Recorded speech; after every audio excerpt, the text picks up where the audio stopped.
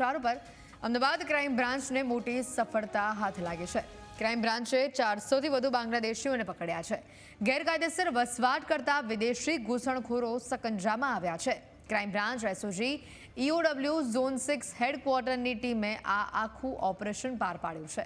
શહેરમાં કોમ્બિંગ દરમિયાન શંકાસ્પદ ઘૂસણખોરો ઝડપાયા છે। બાંગ્લાદેશી ઘૂસણખોરોને કાંકરિયા ફૂટબોલ ગ્રાઉન્ડ ખાતે ભેગા કરવામાં આવ્યા હતા।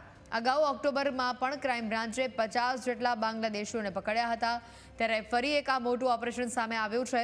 અગાઉ પકડાયેલા 50 બાંગ્લાદેશીઓને ડિપોર્ટ પણ કરવામાં આવ્યા હતા। ત્યારે આ તમામ જે બાંગ્લાદેશીઓ પકડાયા છે તેઓને ડિપોર્ટ કરવામાં આવે તેવી પણ શક્યતાઓ જણાઈ રહી છે। ક્રાઇમ બ્રાન્ચે 400થી વધુ બાંગ્લાદેશીઓને પકડ્યા છે। ખૂબ જ મોટો આંકડો છે। આ સમગ્ર ઓપરેશન સફળતાપૂર્વક પાર પાડવામાં આવ્યું છે। ગેરકાયદેસર વસવાટ કરતા વિદેશી ઘૂસણખોરોને સકંજામાં લેવામાં આવ્યા છે। Crime branch SOG EOW zone 6 હેડક્વાર્ટરની ટીમે આખું ઓપરેશન પાર પાડ્યું છે। આ તમામ ઘૂસણખોરોને કાંકરિયા ફૂટબોલ ગ્રાઉન્ડ ખાતે ભેગા કરાયા હતા। અને આ અંગે વધુ માહિતી મેળવીશું। સંવાદદાતા મેહર અમારી સાથે જોડાઈ ચૂક્યા છે ફોન લાઈન ઉપર। મેહર, ખૂબ જ મોટું આ ઓપરેશન, અગાઉ ઓક્ટોબર મહિનામાં પણ 50 જેટલા બાંગ્લાદેશીઓને પકડવામાં આવ્યા હતા જે ગેરકાયદેસર રીતે વસવાટ કરતા હતા અને તેઓને ડિપોર્ટ કરવામાં આવ્યા હતા। હવેનો જે આંકડો છે ઘણો જ મોટો છે, 4 ગણો આંકડો કહી શકાય। 400 લોકો પકડાયા છે। બિલકુલ એટલી જે પ્રમાણે જે ઓપરેશન છે તે સામે અત્યારે આવ્યું છે।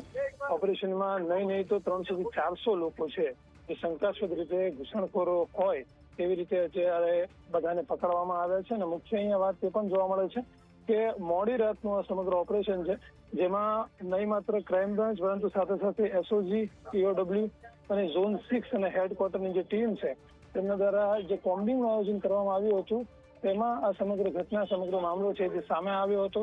અગાઉ પણ જે પ્રમાણે તમે વાત કરી કે 50 જે બાંગ્લાદેશી ઘૂસણખોરો હતા તે પકડી આવ્યા હતા અને અત્યારે હાલમાં પણ નહીં માત્ર પુરુષો પણ સાથે સાથે મહિલાઓ અને બાળકો પણ મળી આવ્યા છે। અહીં 300 થી 400 લોકો અત્યારે હાલમાં પકડી પાડવામાં આવે છે। અહીંયા મુખ્ય વાત અત્યારે એ પણ છે કે નહીં માત્ર બાંગ્લાદેશી પરંતુ સાથે સાથે બીજા કોઈ દેશના પણ હોઈ શકે છે કારણ કે અત્યારે હાલમાં બધાની તપાસ છે તે અત્યારે શરૂ છે।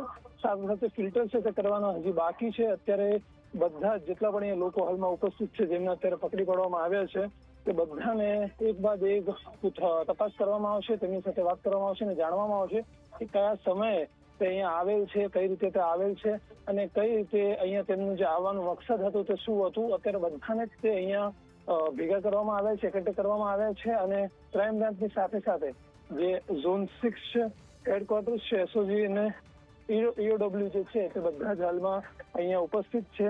પોલીસ કર્મચારીઓ ખૂબ મોટા પ્રમાણમાં હાલમાં અહીંયા ઉપસ્થિત છે। એટલે મુખ્ય વાત અહીંયા તે પણ જોવા મળે છે કે જે પ્રમાણે આ લોકોએ ઘૂસણખોરી કરી હતી ને જે પ્રમાણે વસવાટ કરતા હતા, એક મુખ્ય વિસ્તાર પોતાનો જે પકડી રાખેલ હતો ત્યાંથી બધા જ વસવાટ કરતા હતા ને ડ્રોન દ્વારા અત્યારે એક એવી માહિતી પણ મળી છે કે ડ્રોન જયારે ઉપર લઈ ગયા ને ત્યારે જોવા મળ્યું હતું કે આવી રીતના લોકો છે તે અહીંયા રહી છે।